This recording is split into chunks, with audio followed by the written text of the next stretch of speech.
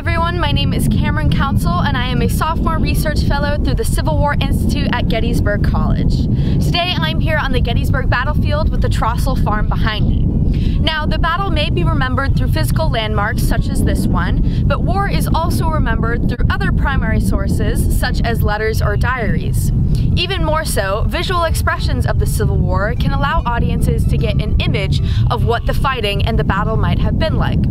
And so the sketch artists at Gettysburg really helped to cement this momentous occasion in history by capturing the moments when men were going into action.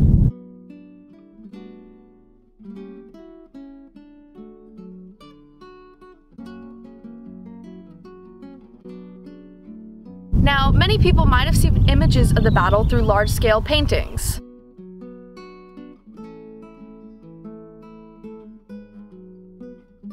Or they might have seen photographs such as these, taken by the famous Matthew Brady.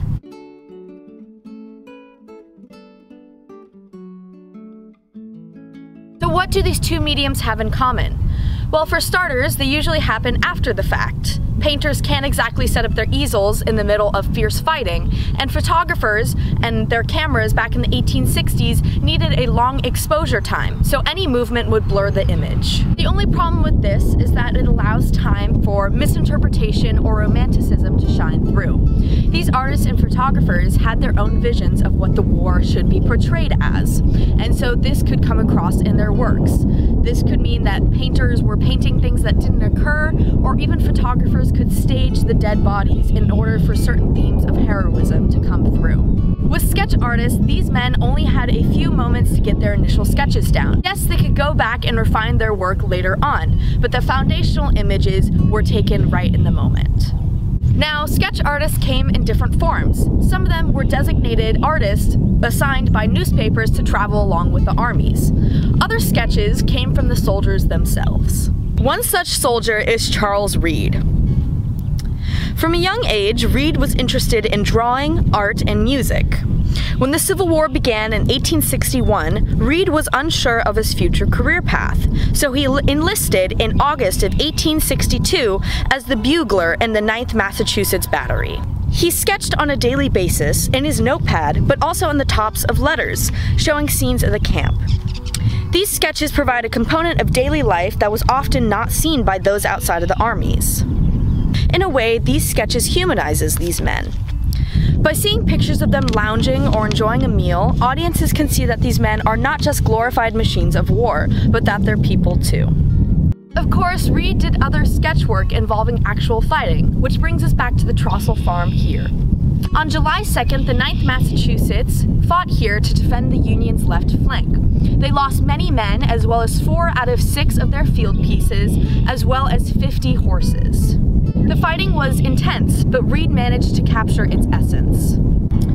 In this sketch here, men of the 9th Massachusetts are seen dragging the cannon to its position. In the foreground are the bodies of men and their horses. In the background, one can see the Trossel barn with its now famous cannon hole clearly visible. There is also the Sickles tree, where General Sickles gathered with his staff during the ensuing chaos.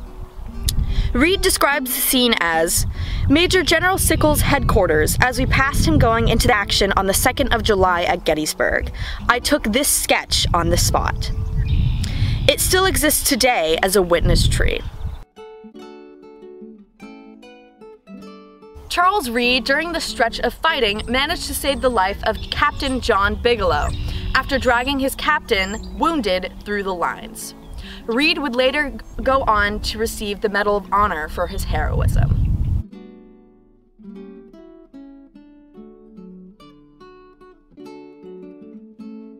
While Reed's sketches might be more well known in the present day, there were other sketch artists who gained recognition for their work throughout the course of the Civil War itself. Some of those men were Edwin Forbes and Alfred Woad.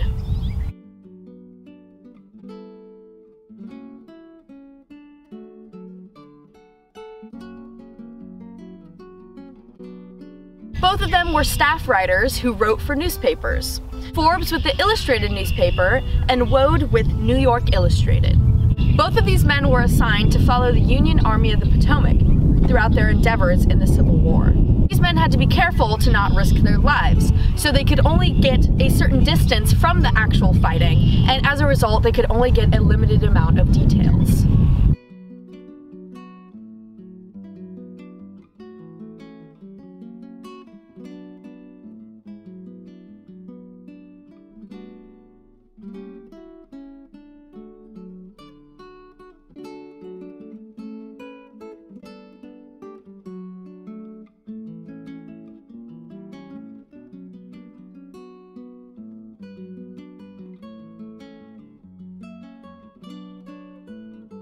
They would continue to refine their work later on, with their images being turned into engravings, which would then be featured in the newspapers.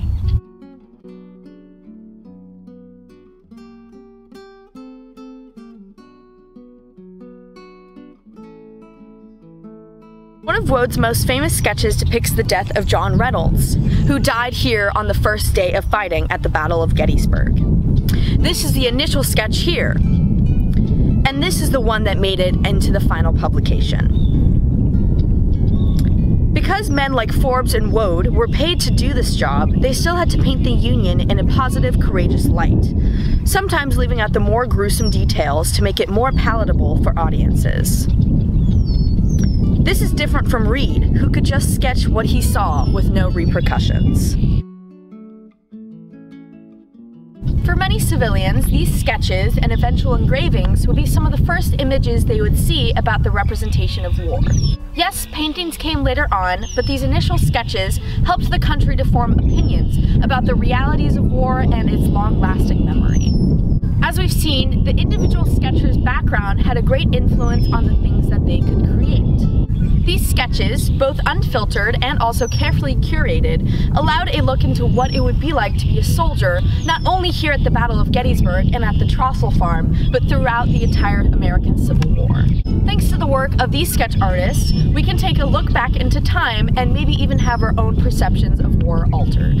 So now, standing here at the Counsil farm, through these stories, another layer has been added to its significance. So taking it from a physical landmark, we can see that there's much more meaning behind it. Thank you everyone, this has been Camryn Counsil with the Civil War Institute at Gettysburg College.